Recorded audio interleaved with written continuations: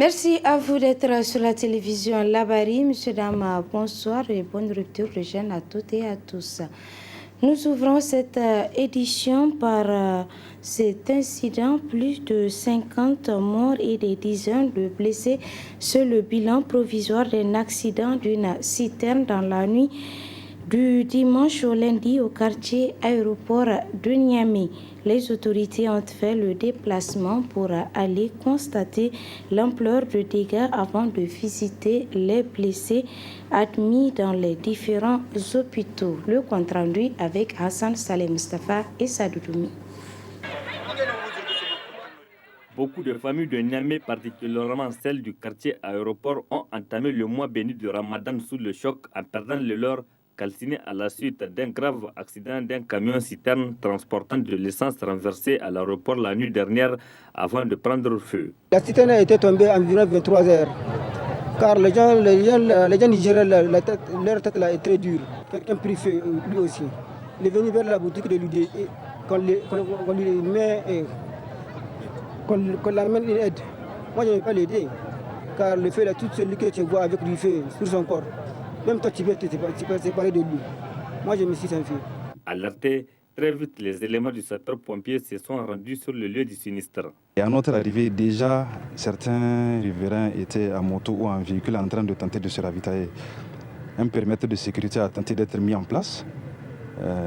Malheureusement, une imprudence a déclenché un départ de feu pendant que la situation était maîtrisée.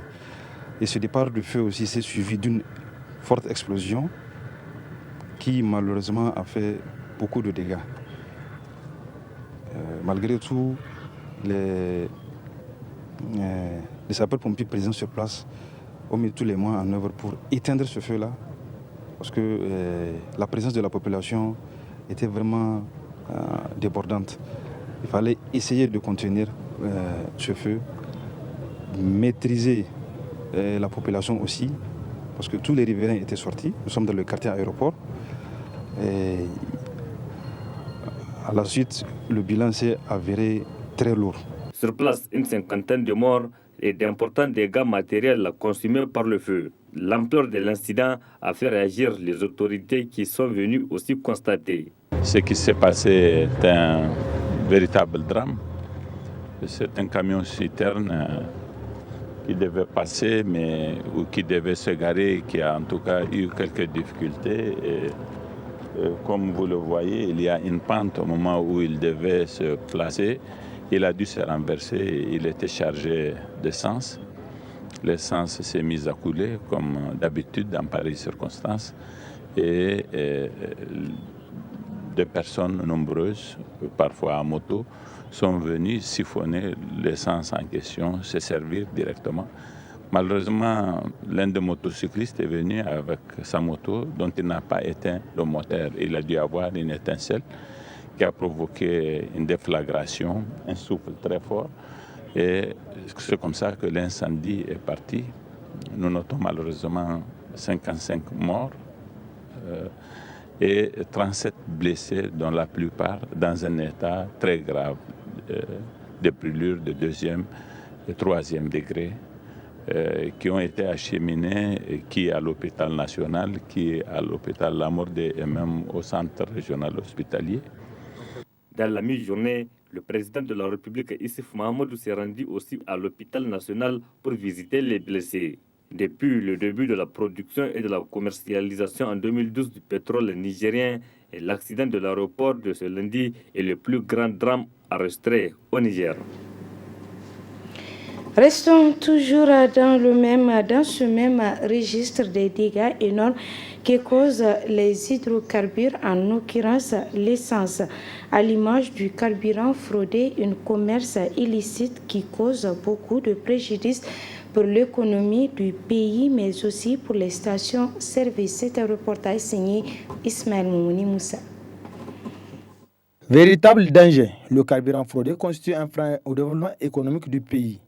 À l'image des autres régions du Niger, Niamey, la capitale, n'est pas épargnée par ce commerce illicite.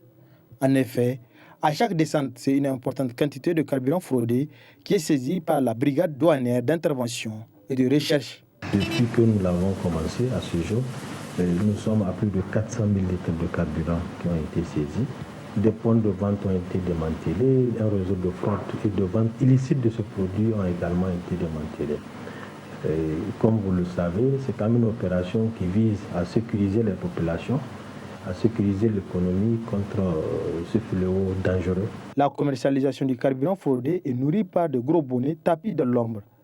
Des véritables hors-la-loi connaissant pertinemment les sections qu'encourent les fraudeurs, raison pour laquelle vous verrez au niveau des différentes artères de la capitale ces personnes munies d'entonnoirs avec quelques bouteilles d'essence à la recherche d'un potentiel client.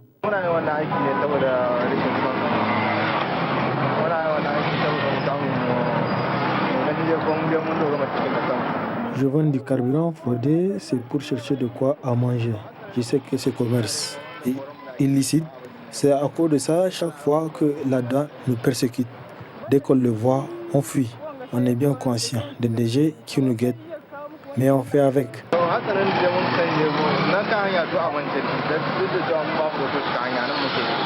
Cette activité cause beaucoup d'impair, non seulement aux pompistes qui voient leur emploi menacé, mais aussi aux gérants des stations-service qui, malgré leurs charges et les taxes qu'ils payent à l'État, ne gagnent que 13 francs sur les 540 francs que coûte le litre d'essence. La vente de carburant fraudé un peu partout dans la ville de Niamey, ça cause énormément de préjudices pour les stations qui travaillent légalement. Donc, comme vous remarquez, il y a une mévente au niveau des stations, il n'y a pas assez de clients. Donc, les gens préfèrent acheter dans la rue moins cher que d'aller dans les stations. Donc, ça, c'est un grand préjudice que ça nous cause, malgré toutes les taxes et autres droits que nous payons. J'ai travaillé sur cette station comme employé en 2003. Et en ce moment, on faisait des volumes de 12 000 à 13 000 litres par jour. Aujourd'hui, c'est difficilement qu'on arrive à faire des volumes de 5 000, 7 000 litres. Il y a une autre fraude qui est plus importante et qui impacte le plus sur l'économie. C'est la fraude de la réversion. C'est du carburant qui est destiné à aller à l'exportation, donc en hors taxe, mais qui se retrouve sur le marché national. Donc ça fait de la concurrence à ceux qui sont en règle et l'État perd de l'argent. Si vraiment ça continue à s'accumuler aux alentours de Niamey, les stations seront obligées de fermer. Et nous, en tant qu'employés des stations, on serait obligés de partir au chômage. Malgré l'abondance des stations-service, depuis que le Niger est devenu producteur de pétrole, d'autres personnes, méconnaissant les dangers, continuent à consommer le carburant fraudé. Heureusement que d'autres ont compris l'avantage de s'approvisionner et de consommer à la station. J'achète le carburant à la pompe parce que tout simplement c'est la bonne qualité. Et ensuite ça m'éviterait d'avoir des problèmes, des ennuis avec la voiture. C'est l'essence de qualité. Donc c'est vraiment à acheter. J'ai confiance à l'essence, donc à la pompe. La raison pour laquelle je consomme le carburant à la pompe, c'est vraiment pour la sécurité de ma moto. Il fut un temps où je consommais vraiment tout ce que je trouve. Si c'est la station qui se trouve à côté de moi, je mets. Si c'est sur la route, j'arrive à avoir le carburant, je mets quand même. Mais avec le temps, ça m'a vraiment causé beaucoup d'ennuis. Avant, vraiment, chaque fois, c'est souci. J'ai des ennuis avec la moto. Et j'ai eu des réparateurs qui m'ont confirmé que c'est vraiment à cause du carburant que je consommais n'importe où, n'importe comment, et vraiment n'importe quel carburant, quoi. Donc c'est la raison pour laquelle moi j'ai décidé de me fidéliser au carburant à la pompe, et vraiment maintenant je vois une différence. En allant de la dégradation des moteurs aux pertes en vies humaines, mais aussi un manque énorme à gagner pour l'État, le carburant fraudé cause beaucoup de préjudices. Si ce commerce illicite perdure, les stations-service vont devoir fermer et du coup, c'est le chômage garanti pour des milliers de jeunes. De ce fait, l'État a le devoir absolu d'y mettre fin, et cela dans les plus brefs délais. Autre aspect de cette édition, l'Oumma islamique du Niger, à l'instar de celle de la plupart des pays musulmans du monde, a entamé le jeûne du mois de Ramadan ce jour 6 mai 2019, un jour qui remplit beaucoup de bienfaits pour les fidèles, comme nous explique le prédicateur Ben Salah. Le mot Ramadan n'apparaît qu'une seule fois dans le Coran. Je pense que c'est surtout le mot Saoum, Sama, qui désigne véritablement l'action de jeûner. Donc Sama qui veut dire l'action de s'abstenir de se priver d'eux, mais donc du point de vue de la charia, ça veut dire s'abstenir de manger, de boire et d'avoir des rapports intimes avec son mari ou son épouse, de la deuxième aube jusqu'au coucher du soleil, avec l'intention d'obtenir l'agrément d'Allah, de nous élever vers le Très-Haut, de rencontrer sa face, de faire partir nos péchés. Le mois béni du Ramadan est un mois pas comme les autres, c'est un mois où tout est auréolé d'un cachet particulier, selon la volonté de la fontaine de toutes les miséricordes, Allah subhanahu wa ta'ala. Selon un hadith rapporté par Ali ibn Abi Talib radiallahu anhu et signé par Ad-Daylami, Allah subhanahu wa ta'ala nous annonce que lorsque le croissant lunaire du mois béni de Ramadan apparaît au firmament, Allah subhanahu wa ta'ala ordonne à ses anges, porteurs de son arche, d'arrêter de lui rendre les louanges et de demander pardon pour la Ummah de Muhammad sallallahu alayhi wa sallam, d'accompagner les membres de la Ummah de Muhammad sallallahu alayhi wa sallam dans les prières, dans les invocations, dans la demande de pardon, et ce pendant toute la durée du mois béni de Ramadan. Les 11 autres mois, ils ne font que sanctifier Dieu, que glorifier Dieu, bon kassab, programmé pour cela. Le mois béni de Ramadan, c'est le jeûne. Eh bien, le messager d'Allah sallallahu alayhi wa sallam nous fait l'heureuse annonce selon laquelle que Man sama Ramadan iman wa ihtisaba ghufira lahu ma taqaddama min zambi. Muhammad sallallahu alayhi wa sallam, qui ne parle jamais sous l'emprise de sa passion, tout ce qui dit d'inspiration divine, tel qu'il est rapporté dans le Coran au chapitre 53, Surat al-Najm, versets 3 et 4, wa ma yantiqu anil hawa in huwa illa wahyun yuha, que Muhammad, tout ce qu'il dit, eh bien, il le tient de la part de son Seigneur, que ceci soit contenu dans le Coran ou dans les hadiths. Alors justement, il nous fait l'heureuse annonce selon laquelle que, par rapport au jeûne du mois béni de Ramadan, quiconque jeûne le Ramadan, observe le jeûne du mois béni de Ramadan, en ayant foi en Allah et en la récompense qu'il attend, ghufira lahu ma taqaddama min zambi, tous ses péchés sont effacés. Voilà, une de nos équipes a fait le tour du marché en ce début de Ramadan pour constater les prix des légumes. Les prix sont-ils restés intacts ou ont-ils connu une hausse? Élément de réponse dans ce reportage signé Roumanoto Hassan et Aboubakar Souley. Le mois de Ramadan est une période de bénédiction au cours de laquelle il est demandé aux musulmans de multiplier les bonnes œuvres. Cependant, plutôt que d'être un mois de félicitations, on constate déjà une hausse de prix de certains légumes indispensables aux jeûneurs.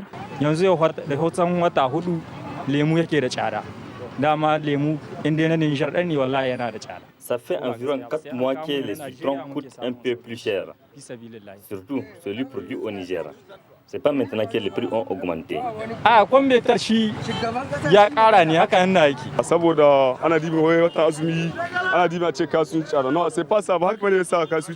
La cherté n'est pas due au mois de Ramadan. Ça dépend des prix auxquels nous les achetons auprès des grossistes. Nous aussi, nous sommes des musulmans. Nous prions et nous jeûnons. Quant aux citoyens, il ne manque pas de lancer un appel à l'endroit des autorités pour qu'elles prennent des dispositions en faveur de la baisse des prix des produits de première nécessité.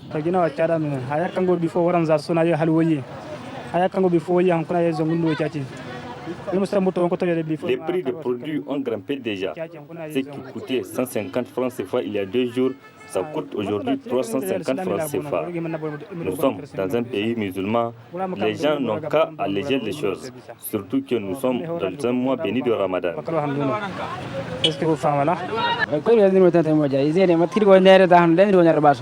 Pour le moment, chez moi, les prix sont intacts. Aucune augmentation. Pour qu'il n'y ait pas de hausse des prix, le gouvernement aussi doit créer des conditions pour alléger la tâche aux commerçants. En tout état de cause, les commerçants ont le devoir de mettre en avant l'intérêt général et rompre avec cette idée que le mois de Ramadan est une opportunité pour s'enrichir davantage. Parlons politique dans cette édition. Les jeunes Lumana Niamey ont rendu publique une déclaration hier après-midi au quartier Abidjan. Dans cette déclaration, ils demandent la démission de Mohamed Bazoum et affirment leur soutien à Hama Amadou. Le point avec Abdelrazak Léo et Aboubakar Souley. Apporter leur soutien ferme et indéfectible à Hama Amadou, non seulement pour son retour au pays, mais aussi pour sa candidature aux élections présidentielles de 2021. Telles sont les réelles motivations de la tenue de cette déclaration des jeunes de Lumana Niamey. Le Niger et son peuple traversent la période la plus difficile depuis l'avènement de la démocratie. Jamais de mémoire d'homme, les organes servant de base pour un enjeu démocratique normal n'ont été mis à rude épreuve que sous le régime de la 7e République. C'est dans cette désolation et l'amertume que nous constatons la dégradation de notre démocratie chèrement acquise par les forces vives de la nation. Aujourd'hui, il n'est un secret pour personne que les princes qui nous gouvernent ont instauré la pensée unique, la culture des valeurs négatives, le refus de l'alternance et le culte de la personnalité. C'est le moi ou rien. Militantes, militants, les Nigériens en général et la classe politique, toutes tendances confondues, sont unanimes que la CENI n'est pas consensuelle. C'est une CENI du PNDS, dont l'essentiel des membres sont militants du PNDS. C'est pourquoi nous, jeunes de Niamey, demandons la dissolution pure et simple de cette CENI rose. Comme nous l'avons annoncé plus haut, notre démocratie est mise en mal par ces politiciens avares qui nous gouvernent aujourd'hui. Comment comprendre la politique de 2 poids 2 mesures du régime Gouri? Bazoum, président du PNDS, ministre de l'Intérieur en charge des questions électorales de son État, est le candidat de ce parti. On ne peut pas être juge et parti. Au cours de cette déclaration, ces jeunes de Lumana ont fustigé le fait que Bazoum détienne plusieurs casquettes et exige la démission sans délai du sieur Bazoum ou bien son limogeage pour l'intérêt du pays. Les Nigériens épris de paix et de justice attendent des élections libres et transparentes afin que règne la quiétude sociale, la paix, la justice et le progrès du Niger. Sans cela, chers guignols de la démocratie nigérienne, vous serez les seuls, uniques responsables de tout ce qui adviendra.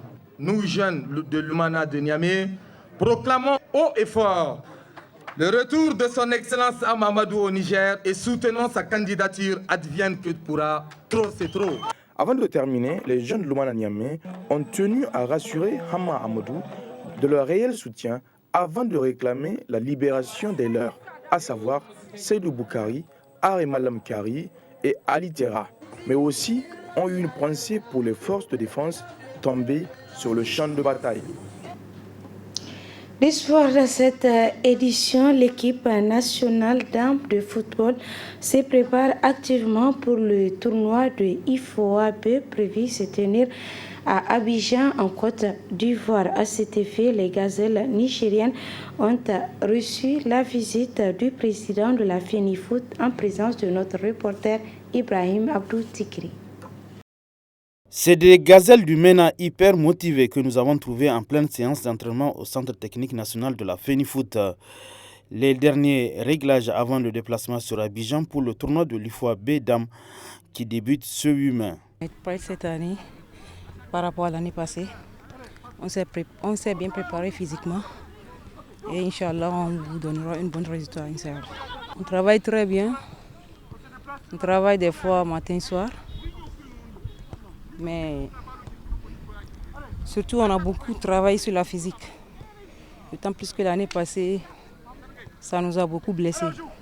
Cette année, physiquement, le coach nous a bien préparés. Donc j'en suis sûr et certain que cette année, on vous donnera un bon résultat, Inch'Allah. J'aimerais bien qu'un jour, on renforce cette équipe. Parce que à tout moment, il y a certaines parmi nous, je les connais depuis 3 ans, elles sont toujours au même niveau. Tout comme les joueuses, le staff technique reste confiant pour un parcours honorable. Techniquement, on peut retenir qu'il y a un progrès.